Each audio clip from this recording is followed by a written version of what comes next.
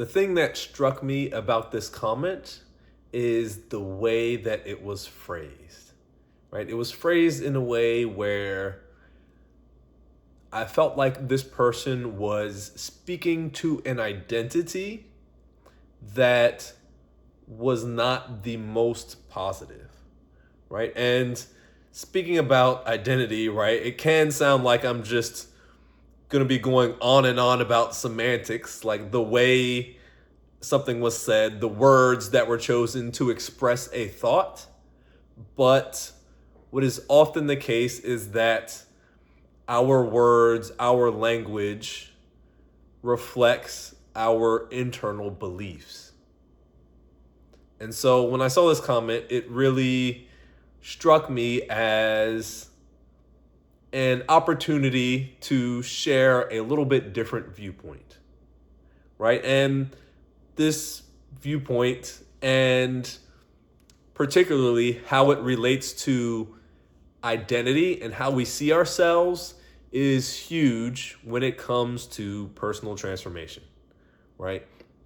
Identity has been called like one of the core pillars of personal transformation. And I think the quote is something like, you cannot consistently do that which is inconsistent with how you see yourself, right? And so that necessarily implies that as you are trying to embark on new patterns of behavior, right? Make big changes in your life, make big improvements in your life, see yourself in a different and more positive way, that essential to that is re-examining your identity.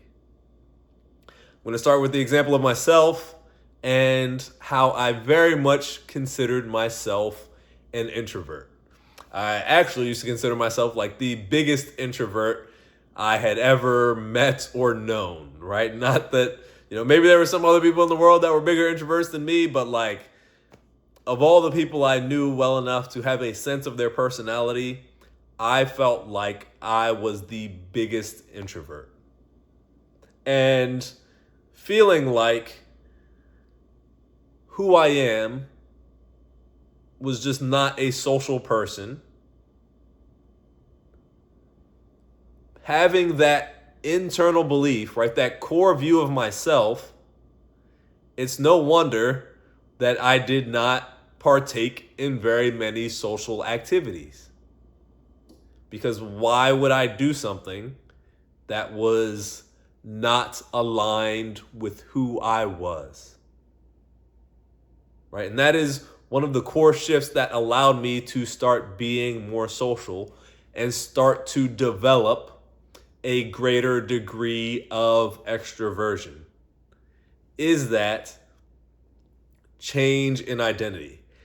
Seeing myself as someone who had been very introverted in the past, but did not necessarily need to be so introverted moving forward.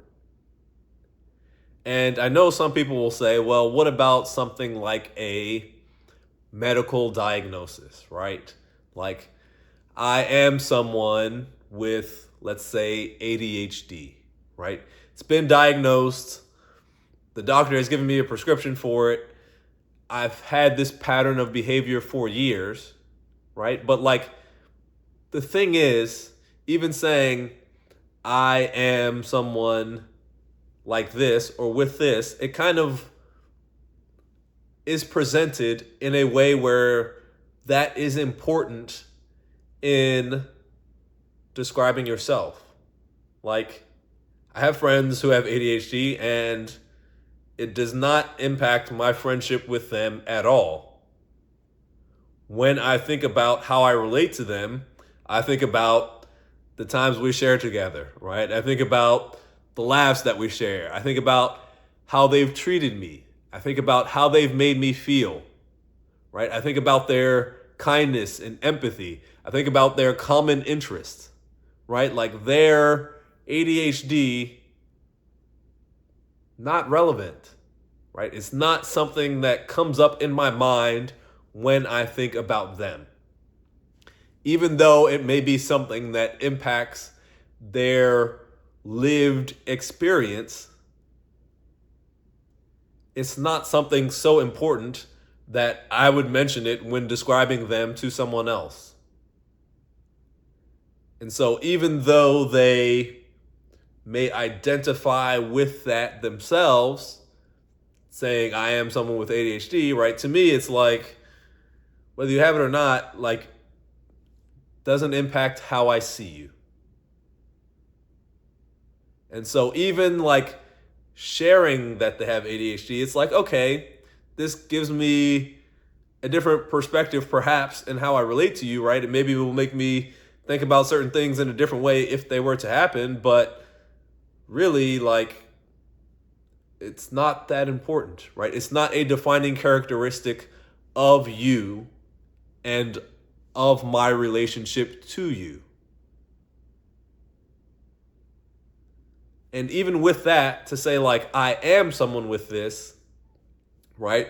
It's different than viewing it as I am someone who has experienced ADHD in my life and I have a prescription for it, right? Like, that is looking backwards at the past instead of I am this, which also implies I will be this in the future, right?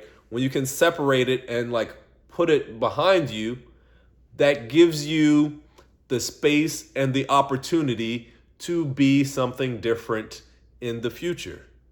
Even if that condition is still present, right? It's like this internal shift of the person I have been does not have to be the person I will be moving forward. The things that have affected me up until now do not have to have the same impact on me going forward. And even before I go further, two kind of books I want to mention that I feel like help with this. One of them is right here, called Soundtracks.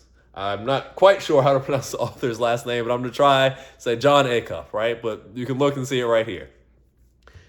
That is a book that talks about, right, the stories that we tell ourselves, right? The soundtracks that play over in our mind that influence how we see ourselves and that we kind of verbalize when talking about ourselves to others and end up impacting how we show up in the larger world, right? Another one is like, one that I often hear is about career choice, right? Like, and I've even, again, we'll start with myself. I used to tell people I'm a data analyst. And that was true for the first 9 or so years of my career. Now, as time has gone on, that has changed for me, right? And so I was a data analyst in the past. I still have a data analyst skill set. I still have experiences in working as a data analyst, but it's not who I am. I am so much more, right? But the point is, right, like, putting myself in that box, right, labeling myself that way is in a way limiting, because I can do things and have done things that are beyond what a data analyst does. And so when we are trying to make changes, it is important to examine how we are identifying with ourselves and our environments and the world around us, right? Another big change I've made: stopped smoking weed, right? After a number of years of smoking multiple times a day, every day, it's been several months now where I've not smoked at all. And over the past 2 years, each year I have decreased the amount that I smoked before I got to the point of just stopping. Before, I used to view myself as I am someone who enjoys weed. I enjoy being high more than I enjoy being sober, and so I choose to be high all the time. Part of what helped me walk away from this weed is identifying in a different way. Identifying as someone who had smoked weed in the past, but is working to smoke weed less. That got me to start to even feel like I was on a new path, a path that I wanted to be on. Right? Another one is with exercise, right? You could view yourself as I am not someone who is athletic versus I am someone who is working to become more athletic. Right? One is I am not this, which implies I have not been this, will not be this, versus the other one is I am someone who is on this path to get to where I want to go. Right? There's so much more empowerment, so much more strength behind that.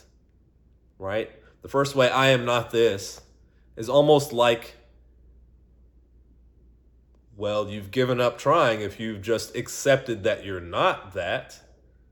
Right? If I've just accepted that I am a pothead, well, then I've kind of given up trying to not smoke the weed.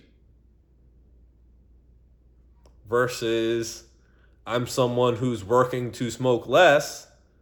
It's like, okay, maybe you are still smoking and maybe that frequency is even the same, but you have the goal and the ambition to be different. And when you start to see yourself in this different way, right, it even changes the chemistry in your brain. You've probably heard people talk about neural pathways, right? When you start to change the language of how you refer to yourself, it allows you to a greater extent to change some of these well-established neural pathways, right? So even biologically, right? Even at a cellular level, you are embracing this change and in doing so, giving yourself a much greater chance of succeeding in making the changes that you want. That is why affirmations work to the extent that they do. Is because you are saying these statements about yourself. Right? And as you start to say these statements about yourself more, you are subtly going through the changes of identifying with them. And as you are identifying with these more positive things, you are setting yourself on the path towards reaching them to a greater extent. So this is truly, truly powerful when it comes to transforming your life. It is essential, one of the first things that you should be thinking about. Another book that I would recommend in this endeavor is a book called Reasons to Stay Alive. Right? I don't remember the author, but the book had an orange cover when I read it. Right? And it talked about someone who was going through a very rough spell with depression. Right? And in talking about his experiences, he kind of shared how he had to start thinking differently in order to work out of that very deep, debilitating depression. So that is like another resource that I would recommend to have another perspective about how powerful identity can be in helping someone make positive change in their life. Again, like I brought up the social example, I brought up exercise, brought up with the weed, but this can apply, brought up with the career, right? It can apply to so many things, right? Even your relationships in terms of how you have been showing up versus how you would like to be in the future, right? I know many people who kind of feel like I am not that attractive, right? Like, hate to even use a scale, but like maybe they'll think, well, I'm kind of like a 6 or a 7, right? A different perspective, like, and with that identity, like with feeling that and thinking of yourself in that way, of course, why would others be so inclined to like you if you don't view yourself as a high quality option, right? A different, much more empowering identity is I am a 10 to some people, right? There are some people out there that would choose me over others. And that then, when you get some interest from others, will allow you to receive that in a much more positive light.